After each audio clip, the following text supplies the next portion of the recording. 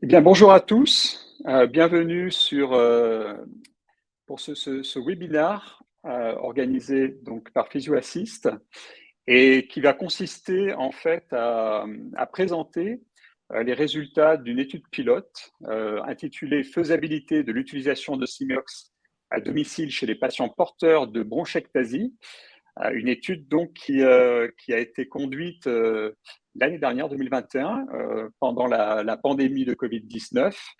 Et vous allez voir que justement, l'originalité du design de cette étude donc, a permis euh, que l'accomplissement de cette étude sans difficulté et que le design original était justement bien adapté à la situation sanitaire, et ce qui a permis en fait de pouvoir réaliser l'étude jusqu'à son achèvement et de pouvoir vous présenter les résultats aujourd'hui. Donc, j'ai le grand plaisir de vous présenter donc les trois orateurs de notre session qui ont participé à cette étude et qui ont investi beaucoup de temps, d'énergie. Et voilà, donc pour commencer, ça sera le docteur Rebecca Hamid-Farr, pneumologue au Centre hospitalier université de Grenoble, et qui est responsable du Centre de ressources et de compétences de la mucoviscidose. Et le docteur donc Rebecca Hamid-Farr va nous présenter les résultats de cette étude. Ensuite, deux kinésithérapeutes vont pouvoir donc rejoindre la discussion et nous faire part de leur retour d'expérience sur la prise en charge de ces patients dans cette étude, et l'originalité est que cette prise en charge s'est faite à distance. Donc, je voudrais vous présenter donc Hugues Gaucher, qui est responsable du centre de kinésithérapie respiratoire dans le nord de la France, à Marc-en-Barœul, tout près de Lille. Donc, Hugues est le président fondateur de l'association Mucoviscidose Kinésithérapie et membre de plusieurs groupes scientifiques dans des sociétés savantes. Et je voudrais aussi vous présenter Marine Mao, donc, qui a participé aussi donc à la prise en charge de ces patients à distance, qui est kinésithérapeute chez le prestataire de santé Agiradom et qui est une experte du matériel respiratoire dans la prise des patients à domicile. Voilà, donc nous allons tout de suite commencer avec la présentation de l'étude par le docteur Rebecca Hamid-Farr. Bonjour. Bonjour tout le monde. Merci. Je voulais commencer à remercier l'équipe de PhysioAssist et ICADOM aussi qui étaient promoteurs et nous ont accompagnés avec beaucoup de facilité pour une période particulière pour le déroulement donc, de cette étude. Cette étude donc, qui concerne, comme on le disait, la faisabilité de l'utilisation, la mise en place à domicile de Simeox, accompagné de télésoins par nos kinésithérapeutes qui vous exposeront tous leurs points de vue dans les suites, chez les patients atteints de dilatation des bronches en dehors de la mucoviscidose. Donc, il s'agit de… Encore suivante. Donc, pour poser les problématiques, nos patients, donc cette étude va s'adresser à des patients qui ont une population assez hétérogène, mais cependant qui ont la particularité d'avoir tous ce défaut de clairance mucociliaire, des patients encombrés hypersécrétants, avec dans l'ordre et dans le désordre un espèce de cercle vicieux qui s'installe avec des infections à répétition, des colonisations à germes particuliers, avec une inflammation, et le tout vont s'auto-entretenir avec aggravation des lésions, de déclin des fonctions respiratoires avec une destruction des structures fibrocartilagineuses des bronches de moyen et petit calibre.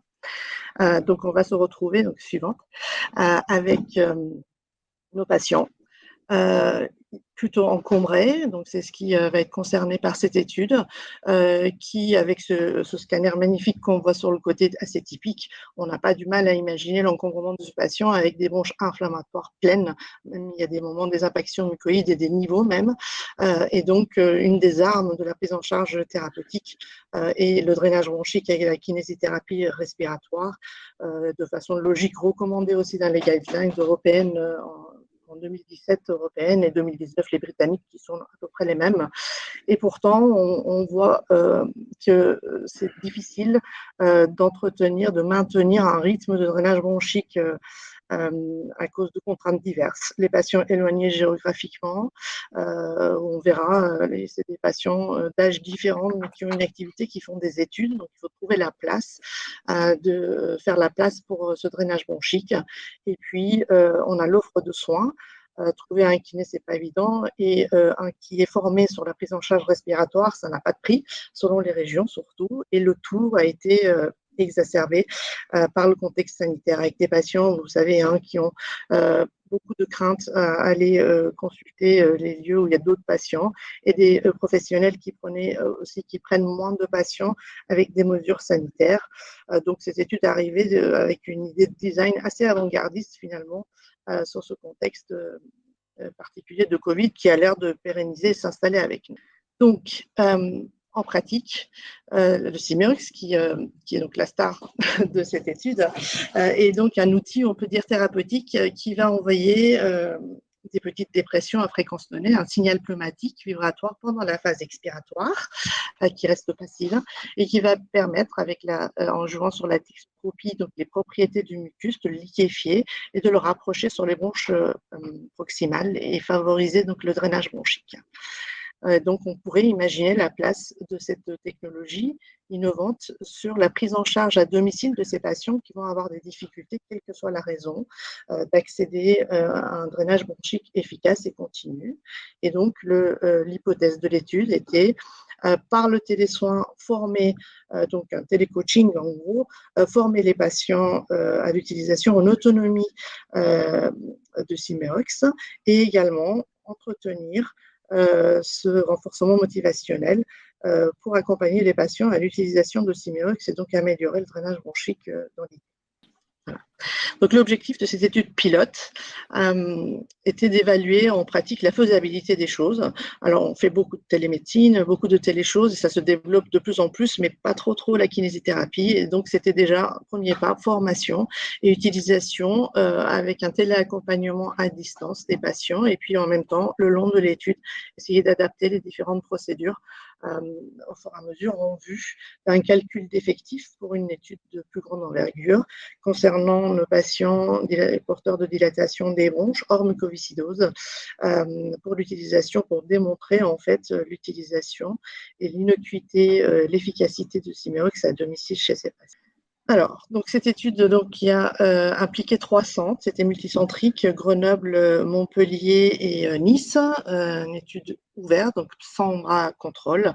On a inclus 22 patients sur les 3 mois, on verra les critères d'inclusion, donc patients DDB plutôt encombrés, hypersécréteurs, et en évaluant un certain nombre de paramètres cliniques fonctionnels et puis sur les qualités de vie, etc., avant et après la période de 3 mois d'intervention. Et les critères d'évaluation, c'était effectivement de faisabilité, était effectivement l'utilisation, est-ce qu'on allait obtenir une adhésion à l'utilisation de Simeox en autonomie pendant ces périodes de 3 mois, et puis la faisabilité et aussi de l'accompagnement avec le télésoin, que ce soit la formation à l'utilisation en autonomie de l'appareil sur les 15 premiers jours, donc ça se faisait selon les patients entre 2 à 5 séances par nos kinés experts de l'utilisation de Simeox, et également par la suite un télécoaching, donc l'entretien motivationnel de l'utilisation pour un peu subvenir aux besoins, les difficultés, l'encadrement, etc. Le design, les critères d'inclusion étaient les suivants. Donc, comme on a dit, le patient devait être porteur de dilatation des bronches et il fallait que ça soit documenté par imagerie, scanner haute résolution. Des patients plus de 18 ans, encombré, c'est plutôt stable, avec stabilité étant définie par 4 semaines à distance de l'exacerbation et avec au maximum, en moyenne, 3 recours avec kinésithérapie par semaine. N'étaient pas inclus les patients qui avaient fait un pneumothorax, une hémoptysie significative dans les 6 semaines avant l'inclusion. Et puis, à chaque fois qu'il était possible de perdre le patient, de perdre de vue pendant la période de l'étude, donc ceux qui étaient sur liste de greffe de tout organe, et puis également ceux qui avaient des voyages prévus. Et puis, bien sûr, les contre-indications éventuelles aux techniques instrumentales. Le design. Voilà.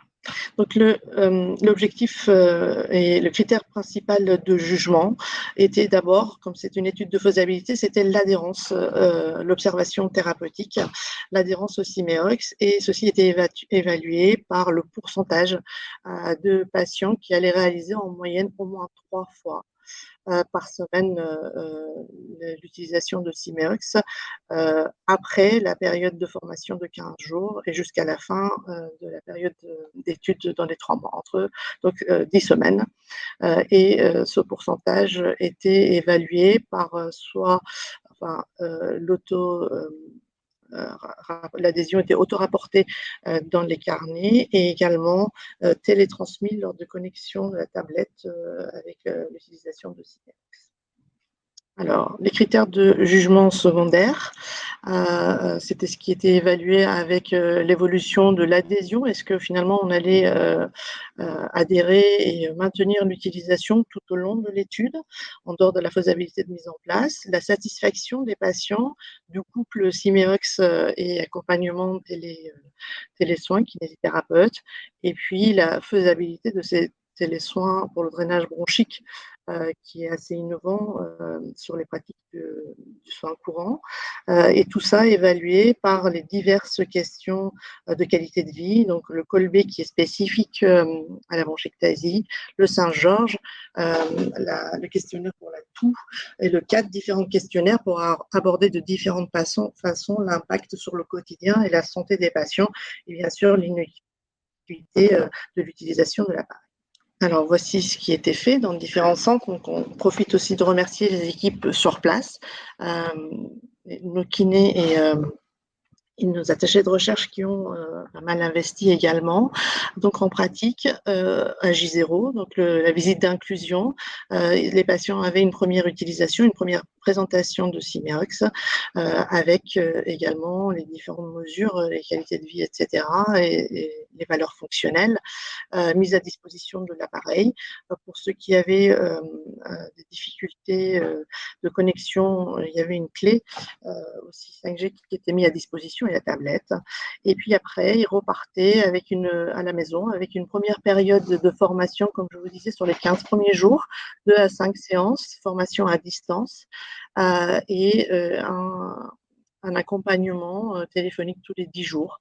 Donc les valeurs étaient rapportées de façon connectée ou par le carnet. Il était proposé également aux patients, il était demandé de façon non obligatoire pour essayer de mesurer de façon un peu objective l'encombrement, d'avoir le poids des crachats une fois par semaine. Par ailleurs, le nombre de séances d'utilisation par semaine de Cymeox n'était pas imposé pour correspondre au mieux à la faisabilité et la vie de tous les jours plus tard.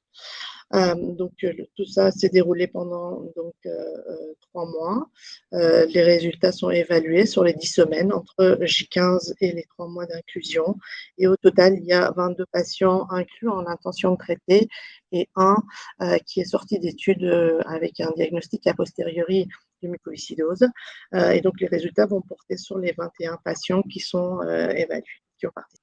Les centres investigateurs, comme je vous disais, c'était nous à Grenoble, et puis l'équipe de Toulouse avec le docteur Muris et Nice avec le professeur Leroy. Alors, les résultats, d'abord les caractéristiques de la population. Donc, vous voyez, c'est des patients âge médian de 53 ans, mais assez hétérogène malgré tout.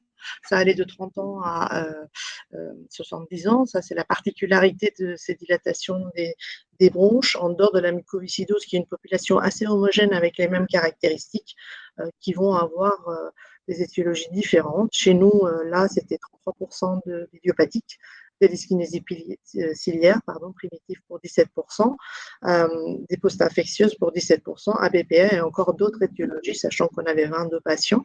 L'asthme et la BPCO arrivaient en comorbidité, pas dans les étiologies, ça ne ressortait pas, une majorité de comorbidité ORL. C'était des patients, vous voyez, 62% de femmes, comme toutes les études portant sur les bronchiectasies, une majorité de femmes, avec des valeurs fonctionnelles conservées, 75% de VMS, une obstruction bronchique assez modérée, un score de sévérité qui reste moyen. Et malgré tout, des lésions étendues, on voit que 90% des patients avaient plus de 3 lobes atteints. La moitié était colonisée avec du PIO, qui est un marqueur, comme un tournant évolutif dans l'évolution de ces patients, qui figure dans tous les index de sévérité d'évaluation des bronchiectasies, et puis des patients encombrés. Et ça, ça faisait partie des critères d'inclusion de l'étude.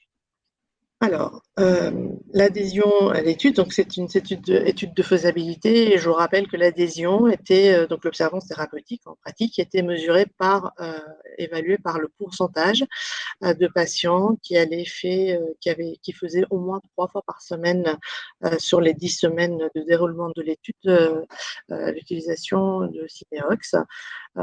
Et donc l'adhésion était bonne d'emblée sur ce qui était auto-rapporté, presque 70%.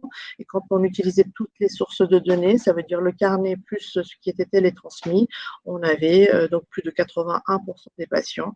Et vous voyez, avec une médiane d'utilisation à 4,4, ce qui fait quand même une bonne partie de la semaine d'utilisation avec une bonne adhérence. Et il y avait une bonne corrélation entre ce qui était retrouvé sur les carnets et la télétransmission.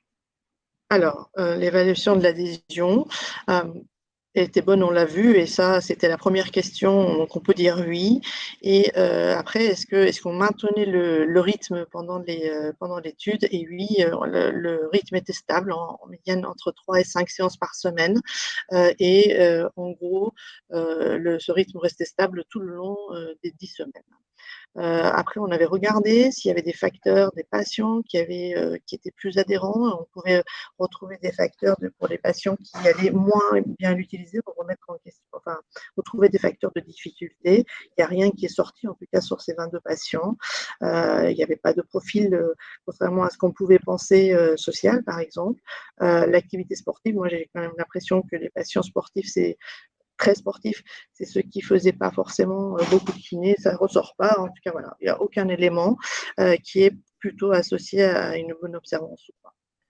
En revanche, puisque l'originalité de l'étude, c'est l'accompagnement par le télésoin, ça marche, ça a l'air de marcher, puisqu'il y avait une corrélation significative entre le nombre d'appels de contacts reçus par les patients avec les kinésithérapeutes le long de l'étude, et plus il y avait en moyenne de séances d'utilisation. Donc l'observance est meilleure.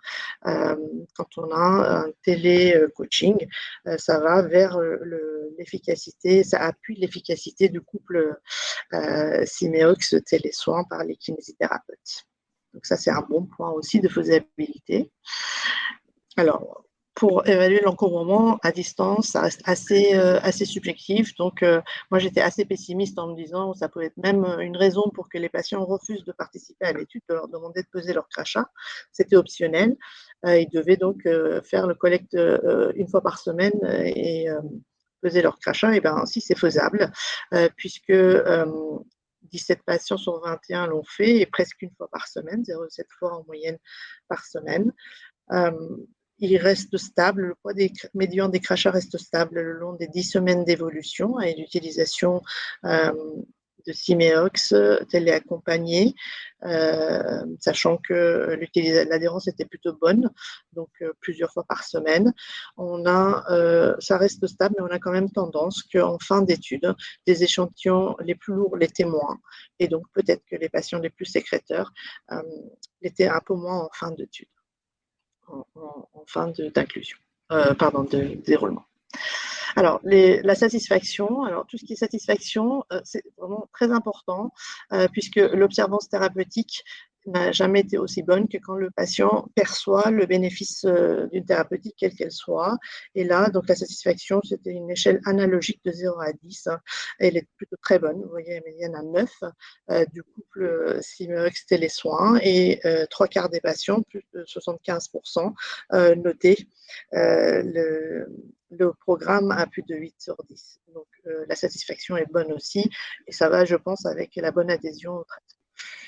Alors, pour ce qui est des questionnaires de qualité de vie, le Kolbe, c'est le questionnaire utilisé spécifiquement sur les dilatations des bronches hors mucoviscidose.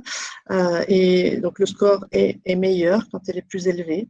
Et donc, on voit en début et après les 3 mois d'utilisation, on a une amélioration significative sur les paramètres qui mesurent la vitalité et la charge en soins. Il faut dire que la kiné, se déplacer, les aérosols, etc., c'est reconnu, bien reconnu que ça prend énormément de temps et ça prend une place dans la vie de tous les jours. Donc, pour la vitalité et le fardeau, si on peut dire, du traitement, la différence dans le bon sens, était significative en fin d'étude.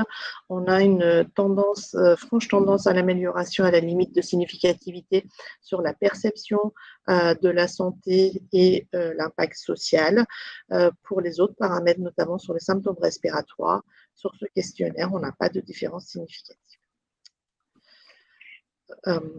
Ensuite vient le questionnaire Saint-Georges. C'est le questionnaire généraliste le plus utilisé dans les études qui impactent donc les pathologies respiratoires chroniques.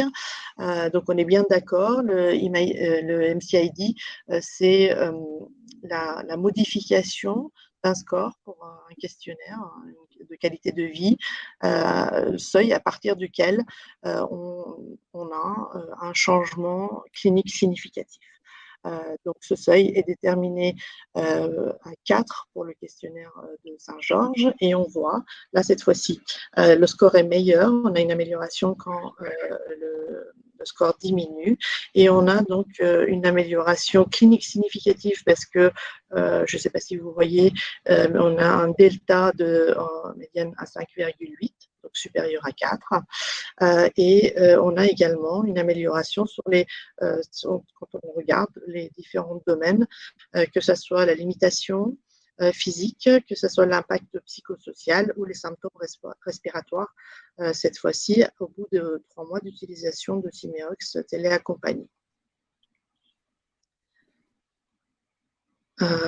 Alors, ensuite vient donc c'est des patients qui sont encombrés. Donc, il était logique aussi de voir les différents impacts de la toux au quotidien qui est exploité par ce questionnaire-là. Et on a aussi une amélioration proche de la significativité pour les différents paramètres, que ce soit physique, psychologique ou social.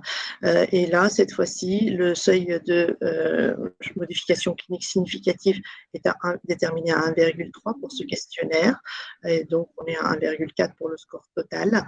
Et il est également un peu plus élevé que le 0,4, le MCID à 0,4 pour les différents domaines qui sont entre 0,5 et 0,58. Donc, le changement significatif est perçu par les patients à travers ce questionnaire. Et puis le dernier, le 4, c'est très utilisé sur la qualité de vie et la perception de la pression de congestion thoracique. On voit ça explore donc la pression de l'oppression thoracique, l'essoufflement et l'impact sur le sommeil. Et là, l'amélioration est franche. Le score est meilleur quand il est plus faible. Et le MCID, cette fois-ci, le score significativité clinique est supérieur à 2 pour cette étude et on est largement au-delà avec un score supérieur à 4 pour ce questionnaire-là. Donc, la qualité de vie est franchement améliorée au terme des 3 mois de prise en charge. Pour finir, l'innocuité était importante, tout en espérant les améliorer, pas faire plus de mal. Il n'y a pas eu d'événements indésirables graves pendant l'étude. l'étude. Tout était relevé soigneusement et donc 3 patients présentaient plus de douleurs thoraciques lors des expectorations. Il y a 4 patients qui ont présenté une aggravation des hémoptysies pendant l'étude. Un des patients, cette aggravation coïncidait avec un épisode d'exacerbation. Il y avait un patient, qui avait un reflux depuis antérieurement à l'étude, qui s'est retrouvé avec une aggravation des reflux au bout de 9 semaines, donc presque à la fin de l'étude, et qui l'a gardé après. Donc pas d'événements indésirables graves. Tous les événements indésirables étaient temporaires, rapidement résolutifs. Il n'y a pas eu d'abandon de traitement. Il y a eu un seul patient qui a arrêté le Simeox pendant 48 heures.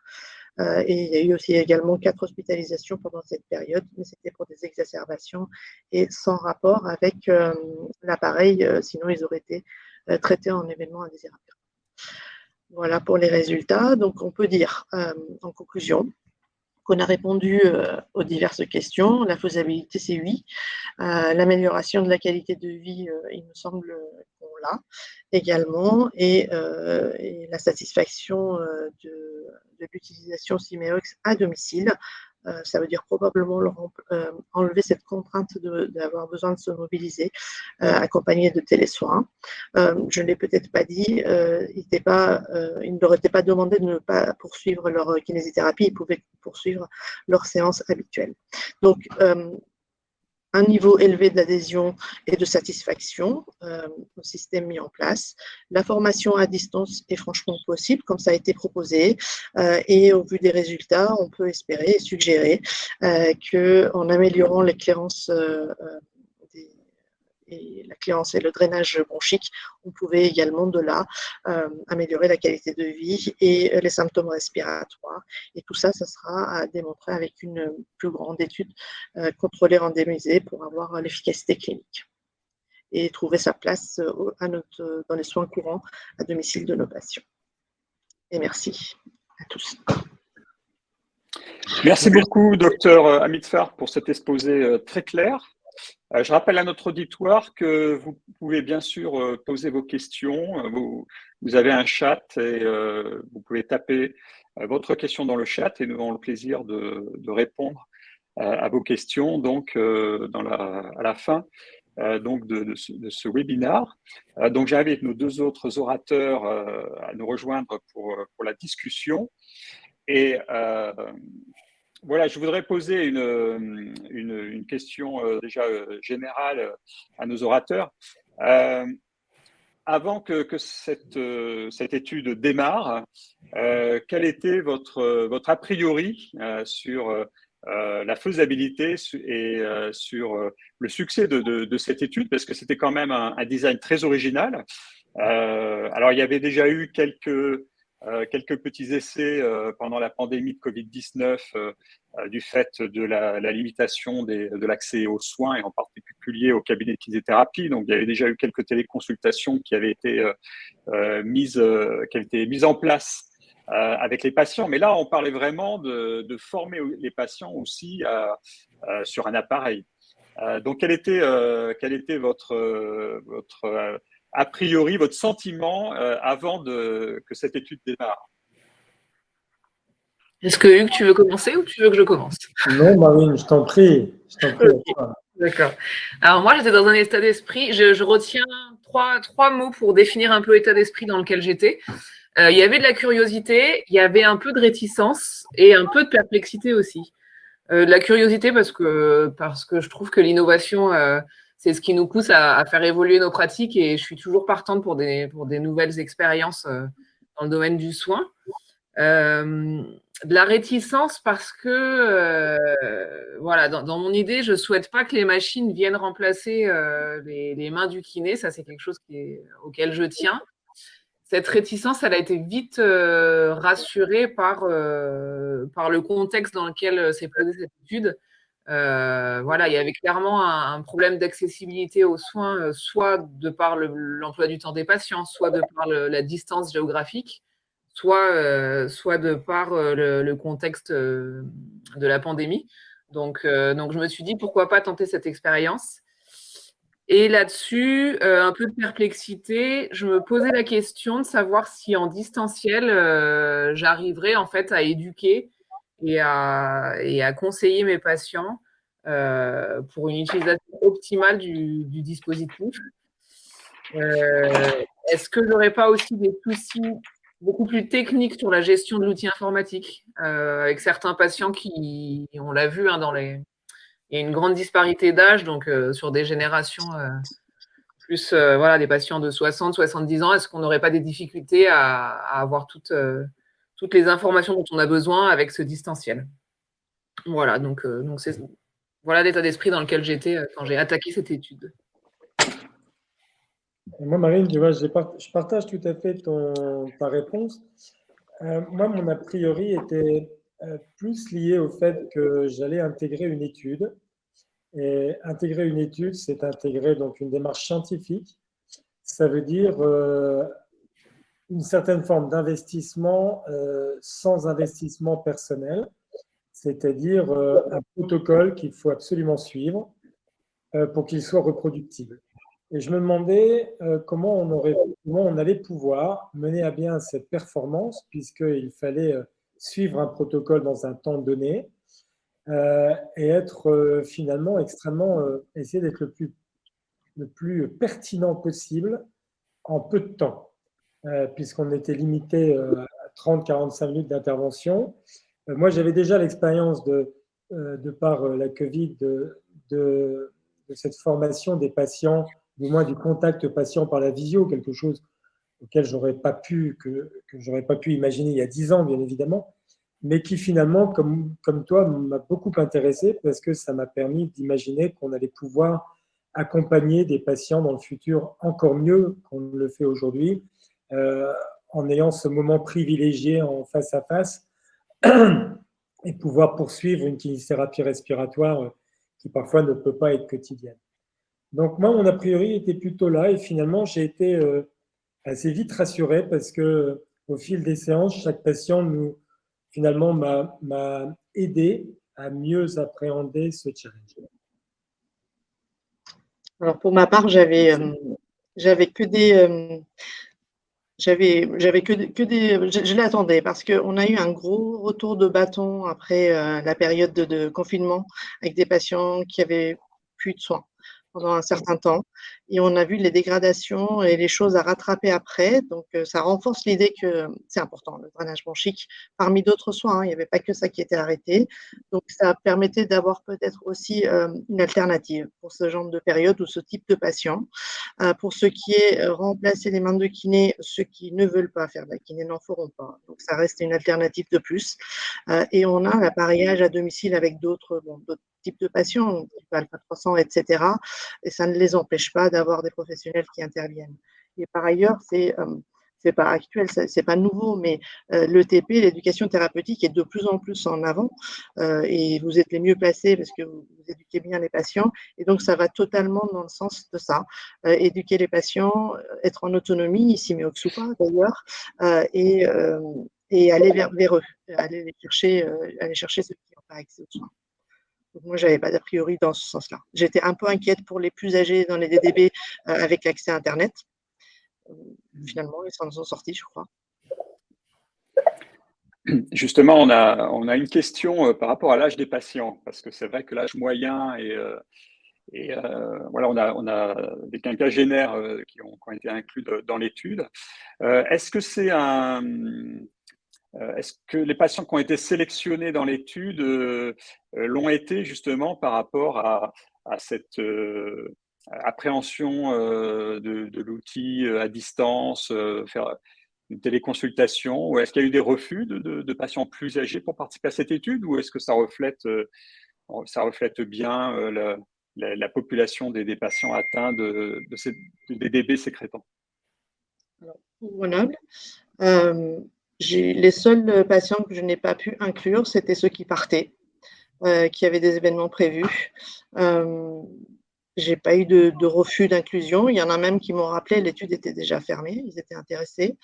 Et donc non, j'étais étonnée, je me disais que ça marchait pas et l'hétérogénéité de l'âge de ses propres différentes étiologies des dilatations des bronches hors mucoviscidose.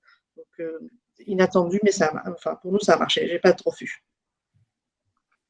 Et le fait de ne pas avoir de bras placebo facilitait largement les inclusions, je pense.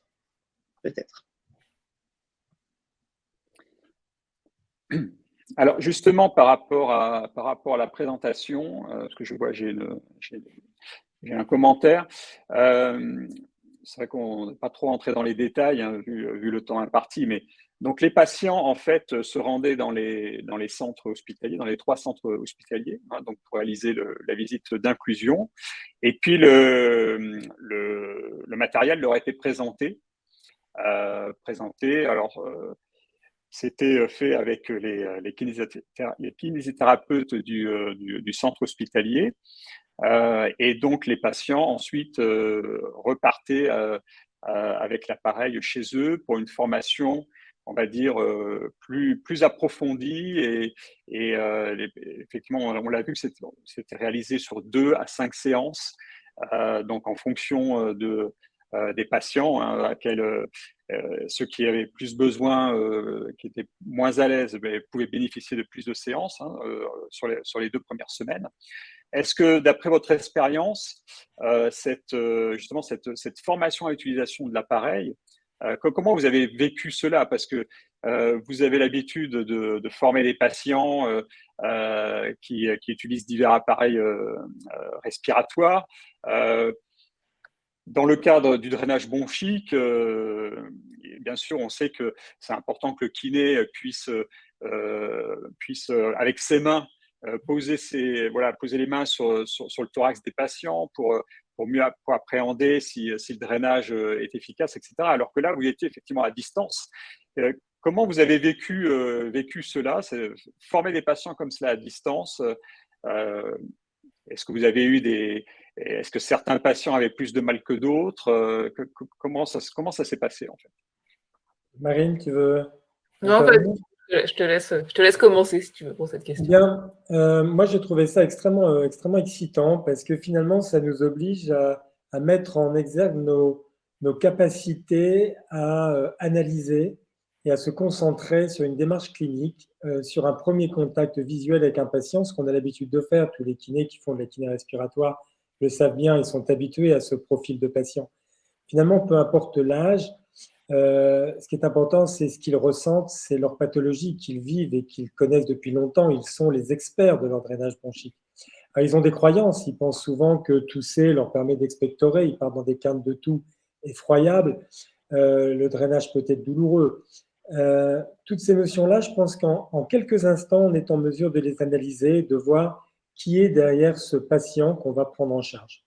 Alors moi, je rends hommage, bien évidemment, Laure laissait un message sur le chat aux kinés hospitaliers qui les ont pris en charge la première fois, qui avaient une connaissance du Syméos, qui avaient une connaissance de ces patients et qui les ont déjà initiés.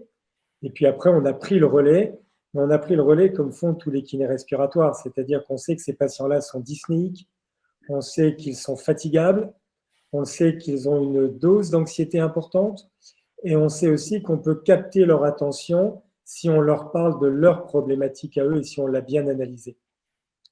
Donc en fait, pour nous, c'est un moyen, et je pense que ça a été une force de la téléconsultation, c'est qu'on a un moment privilégié avec eux, où on est seul à seul, en tête à tête, et on est analysé par le patient comme il est analysé par nous. C'est-à-dire que le patient voit très vite s'il a affaire à quelqu'un qui est conscient et qui connaît son problème, et comment on va le gérer. Et nous, on analyse très vite, d'ailleurs, en observant ce patient, on fait très vite son diagnostic éducatif. On voit son niveau de compréhension des choses, on voit quels sont, comme je disais, son niveau d'adaptation. Donc, on en reparlera peut-être un petit peu plus tard et plus profondément dans le détail. Mais je pense que c'est un exercice auquel on est habitué, si ce n'est que d'habitude, quand on a ce type de patient en cabinet, on a plus de temps, on les voit plus régulièrement. Là, il fallait rentrer dans un cadre et donc vraiment s'adapter à ce cadre. Oui, tout à fait. Je partage complètement ton vécu, Hugues.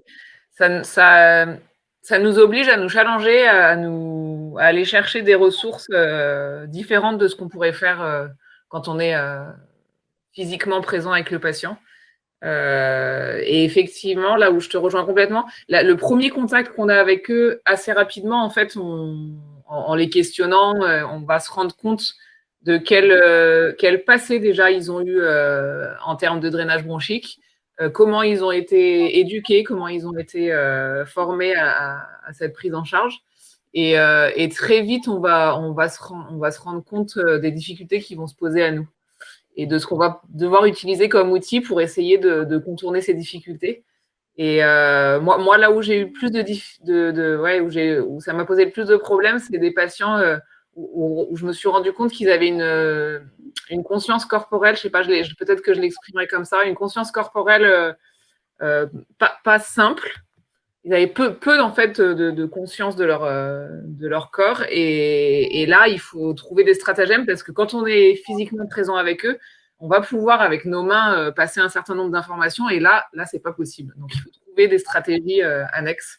Donc ça peut être de mimer, ça peut être, moi j'ai essayé de leur faire des dessins, des schémas pour leur montrer où est-ce qu'ils étaient dans leur ventilation. Enfin voilà, j'ai utilisé des stratagèmes pour essayer de pallier à ça. Mais c'est les patients avec lesquels ça a été le plus difficile. Mais ceci étant, la difficulté n'est pas incontournable, parce qu'on voit quand même qu'avec ces patients-là, au fur et à mesure des séances, la qualité du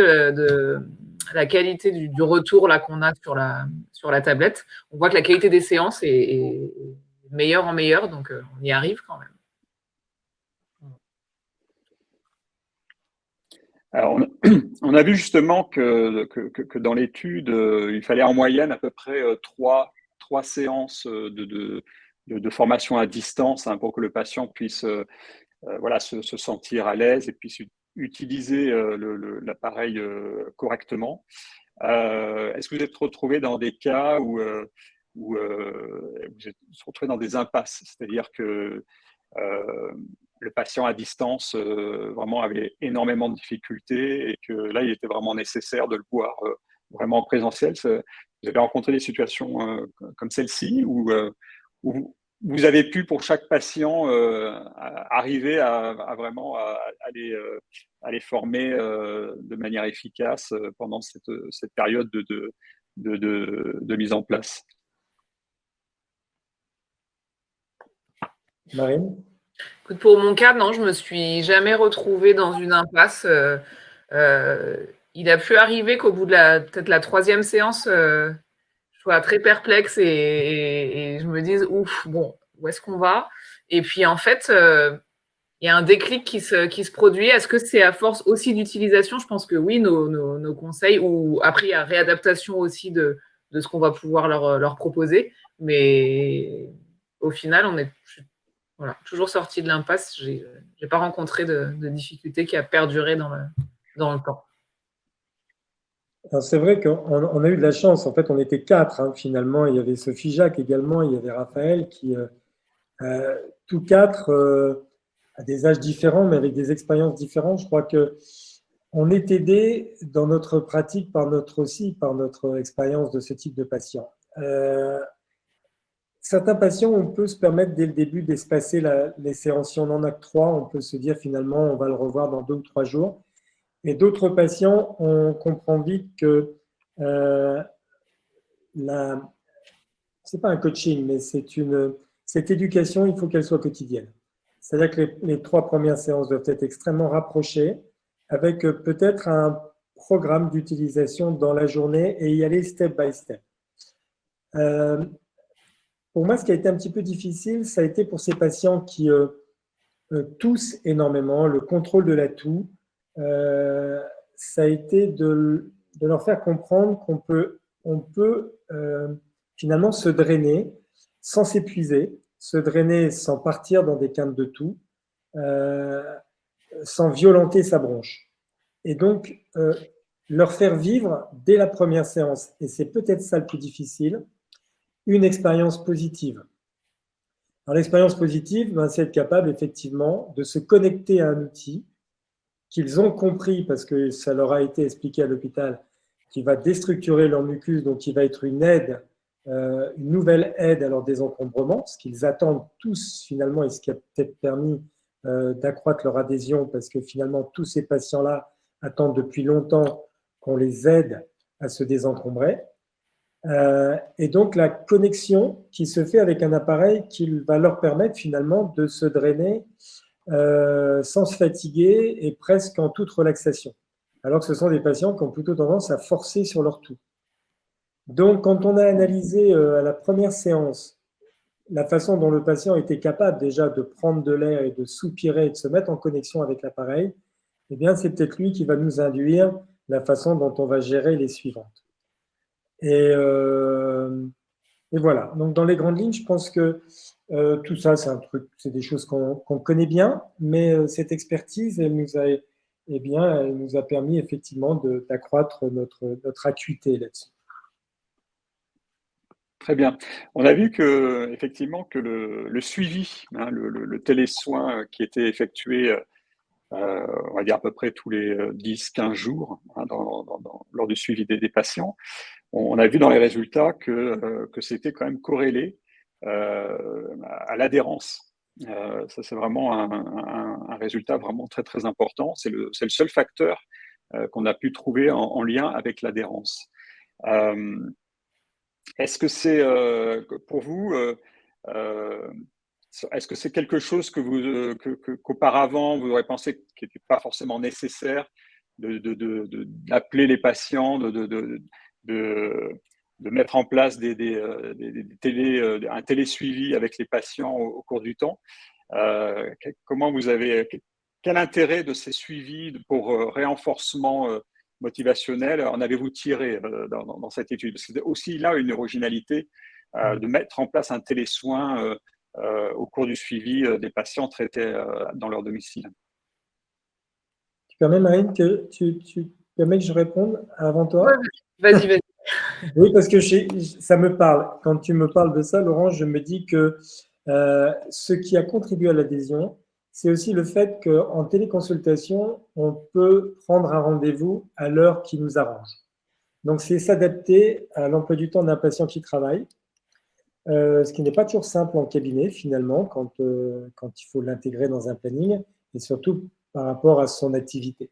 Donc, ça aussi, c'est l'avantage de pouvoir être assez réactif et de s'adapter à un horaire, et surtout pour un rendez-vous qui va prendre globalement une grosse demi-heure, 40 minutes.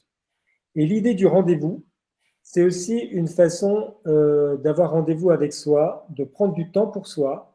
Et pour un patient, prendre rendez-vous avec, ça a été ça aussi. Ça a été un moment de poursuivre une rencontre. Et pour moi, c'est la notion d'accompagnement. C'est-à-dire que le patient sache que ça n'est pas un appareil qu'on dépose. Et ça, on l'a vécu tellement de fois, et je crois que Marine connaît ça très bien et mieux que moi encore. Cet appareil qu'on va acheter en pharmacie, cet appareil qu'on dépose à domicile. Et encore maintenant, c'est vrai que c'est souvent bien accompagné, mais je veux dire, on a connu aussi des patients trop seuls avec ça. Et là, on sait, et le patient sait aussi, qu'il va être accompagné et suivi jusqu'au succès finalement, hein, puisque sinon, il n'y a pas de... Et ça, je pense que c'est extrêmement perçu par le patient. Marie? Ouais, tout à fait. Moi, j'ai été dans les bonnes surprises de cette étude. J'ai été vraiment très, très agréablement surprise par la qualité du relationnel qu'on peut mettre en place à distance. Moi, c'est des patients, du coup, que j'ai jamais vus physiquement, en fait. Je les ai eus que en distanciel. Et vraiment, enfin, il y a eu une qualité relationnelle qui s'est créée comme, j'ai envie de dire, comme quand ils viennent au cabinet, en fait. C'est vraiment, ça a été très étonnant. Avec des patients, c'est ça, ils viennent à leur rendez-vous, on sent qu'ils attendent cette séance, en fait, ils sont contents de nous retrouver, et nous aussi, c'est un échange de plaisir commun. Et il y a juste une chose sur la lecture du lien entre la fréquence des séances et le télésoin. Je me demande si on ne peut pas aussi lire le truc dans l'autre sens. C'est est-ce que, en gros, les patients qui finalement faisaient moins de séances, parce qu'en fait, je dis ça parce que moi, j'ai eu des rendez-vous non honorés. En fait, j'ai essayé d'appeler, mais les patients ne répondaient pas. Et du coup, je me demande si ces patients qui faisaient peut-être moins de séances étaient aussi moins disponibles pour répondre au téléphone. Voilà. Donc, je ne sais pas si c'est notre télésoin qui aide à avoir une observance meilleure ou si, à l'inverse, les patients qui, de toute façon, ne sont pas très observants, ils vont être plus réticents à répondre au téléphone. Je pense qu'on peut le voir dans les deux sens. Et puis, si je peux me permettre d'ajouter quelque chose, mais je pense que dans l'accompagnement, finalement, le patient comprend aussi que le drainage bronchique, ça ne se fait pas pendant une séance. Le drainage bronchique, ça se fait aussi à distance de la séance. Le mucus se mobilise à un certain nombre de millimètres par minute chez un sujet sain et chez un sujet pathologique beaucoup plus lentement. Et donc, il y a des territoires qui sont peu ventilés, des territoires qui sont mieux ventilés que d'autres. Et finalement, quand on accompagne le patient plusieurs jours, on accompagne aussi la progression de son mucus. Et on accompagne aussi les effets de son drainage. Et donc, on le suit avec lui. Et ça, je l'ai perçu parce que des patients nous disaient, Marine comme à Sophie, ils nous disaient le lendemain ou le surlendemain, c'est incroyable, quelques minutes après la séance, j'ai expectoré. Nous, on a vécu une époque où faire une séance de désencombrement, c'était faire cracher les gens. Il fallait absolument qu'ils crachent. Alors, je le dis avec violence, mais c'était en gros, une séance n'avait de sens que si on avait fait expectorer le patient. Aujourd'hui, on n'en est plus là. Aujourd'hui, on est à ménager une bronche, à limiter l'inflammation de cette bronche. Au contraire, l'oxygéner le mieux possible, recruter les territoires qui ne sont pas ventilés, mobiliser un mucus en sachant que l'idéal, c'est de l'amener à l'expectoration, mais peut-être à distance de la séance, c'est-à-dire rendre l'expectoration plus facile. Et aujourd'hui, nos techniques, elles vont plus dans le sens de préparer le mucus que de trouver des techniques d'expiration forcée pour forcer le patient à tousser et à cracher. Et donc cet accompagnement, finalement, je pense qu'il est aussi l'accompagnement du patient, l'accompagnement de son drainage, de son tapis ciliaire, de sa ventilation. Et c'est ce qui fait, à mon avis, alors qu'on n'est pas dans la séduction ou dans la vente de quelque chose, mais on est réellement dans une situation, comme l'a bien dit Marine, dans une relation avec le patient de confiance, qui fait que le patient se dit, eh bien, ça y est, maintenant ça va. Je crois que effectivement, c'est peut-être la première fois. Et ça, on a des patients qui nous l'ont dit, qui nous ont dit, ah oui, pourquoi on m'a pas expliqué ça avant ou pourquoi j'ai pas vécu ça avant. Donc, c'est aussi un révélateur cette téléconsultation. C'est un moment où ils se rendent compte que, ben voilà, on parle de professionnels à patients qui sont déjà experts finalement de leurs poumons. Et donc, nous, on parle à leurs poumons qui leur sont propres. Et Marine le disait aussi tout à l'heure, c'est vrai que chaque patient est différent et que du coup, eh bien, on s'adapte au bruit bronchique de ces patients, à leur voix, à la tonalité de leur voix. Et puis voilà, on fait qu'ajouter un Siméox à leur désencombrement et puis voilà, ça les aide. C'est toujours un peu long, moi, dans mes explications. Merci Hugues, merci Marine. Docteur Hamid-Farr, vous avez l'habitude de suivre ces patients en consultation, les patients dans l'étude qui étaient très sécrétants. On voit la satisfaction des patients est très élevée dans le cadre de l'étude. Et est-ce que vous avez pu justement, dans vos consultations, lors justement du suivi après 3 mois, est-ce que cette adhérence élevée, cette satisfaction importante dans l'étude, est-ce qu'elle s'est traduite par le patient, avec le patient, qu'est-ce que le patient vous a exprimé après cette expérience très particulière pendant 3 mois? Est-ce que vous avez des retours un peu particuliers? Exactement, c'est l'impression que vous venez de rapporter. Leur impression était la même que vous. Ils disent essentiellement que les séances étaient plus faciles. Les séances étaient moins épuisantes. Et c'est ça qui font que ce n'est pas une punition, en fait. Voilà. En dehors de ça, il y a eu quand même le versant connexion, j'en ai une qui était embarrassée par ça. Bon, après, de toute façon, là, on avait 22 patients. Avec plus de patients, on verra différentes façons d'aborder, mais ce qui ressortait, c'est que les séances étaient moins épuisantes. Mais c'est ce que vous venez de dire. Donc, les impressions étaient partagées de part et d'autre. Ça tombe bien, vous étiez présents au même moment. Ouais.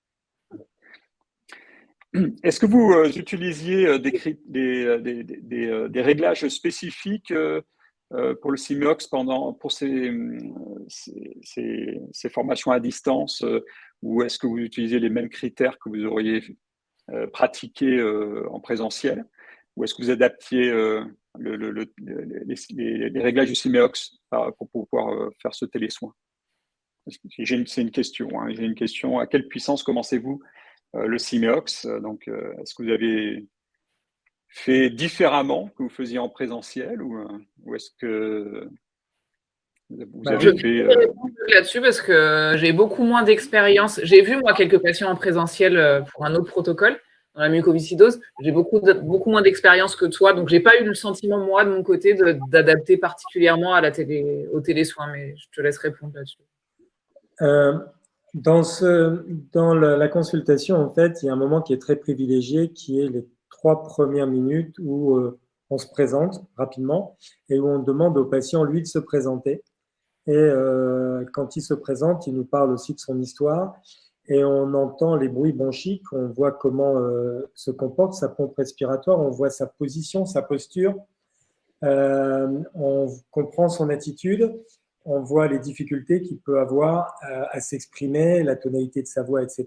Et ça va nous induire tout de suite le réglage qu'il va falloir mettre en place. Soit le patient a un souffle court, soit il pousse sa voix, soit on sent que ça grésille. Et toutes ces démarches cliniques vont nous permettre de démarrer sur un patient distendu, déjà une puissance peut-être un petit peu élevée, mais par principe une puissance très basse pour que le patient ait le meilleur ressenti possible dès le début. C'était le protocole qu'on s'était fixé. Finalement, il est pertinent. On le vit aussi en cabinet. Et puis, on ne varie pas les réglages tout de suite. Je pense qu'il faut un temps d'adaptation, de connexion. Il faut que le patient se connecte à la machine. Et ça, il doit se connecter normalement dès la première séance. C'est-à-dire la connexion avec l'embout buccal, la connexion avec la position de relâchement en fauteuil ou sur le lit, la connexion avec son volume courant. Donc, step by step. Et puis, si le patient livre à la deuxième consultation les bénéfices qu'il en a ressentis ou la facilité avec laquelle il a abordé les séances qu'il a faites entre nos rendez-vous, et bien là, à ce moment-là, on peut lui dire que l'appareil a d'autres ressources et qu'on peut se permettre de varier les puissances. Donc, je suis comme Marine, je me suis adapté. Je pense que c'est la perception clinique qu'on a du patient qui nous guide. Et pour ça, finalement, le CIMEOX, il est extrêmement simple, parce qu'il n'y a quand même pas énormément de réglages. Il n'y a que de l'adaptation à la connexion patient. Et peut-être, je rajouterais juste une chose, c'est qu'effectivement, en présentiel, je me permettais de diminuer la puissance au décours d'une même expiration. Et c'est quelque chose que je n'ai pas utilisé en distanciel parce que pour le coup, je trouvais que c'était trop complexe à expliquer aux patients. Voilà. Donc, c'est peut-être la seule différence que je ferai entre les deux modes de formation, de soins. Merci beaucoup. Docteur Hamid-Farr, ces patients qui ont besoin de drainage bronchique régulier, est-ce que cette expérience très particulière qu'ils ont eue pendant cette étude, de pouvoir utiliser une solution combinée CIMEOX télésoins, est-ce que pour eux c'était vraiment une innovation vraiment très très importante qui les a d'ailleurs motivés à poursuivre par la suite, après l'étude, par rapport à tout ce qu'ils ont pu obtenir en termes d'efficacité, de ressenti. Est-ce que c'est quelque chose qui les a vraiment motivés à poursuivre, en tout cas à plus long terme, une telle solution? Ça va dépendre beaucoup des catégories de patients. L'impression globale était positive. Après, on a un qui le loue depuis. Je ne savais pas que ça se faisait. Donc, il y en a un qui l'a loué depuis à domicile, qui était super content. J'en avais d'autres, donc beaucoup plus jeunes, qui ont une vie active, qui voyagent pour ses affaires, etc. Extrêmement sportif. Lui disait, je l'ai utilisé à un moment où j'allais bien. Ils ont des périodes aussi de la vie où, selon les saisons, c'est plus compliqué ou moins.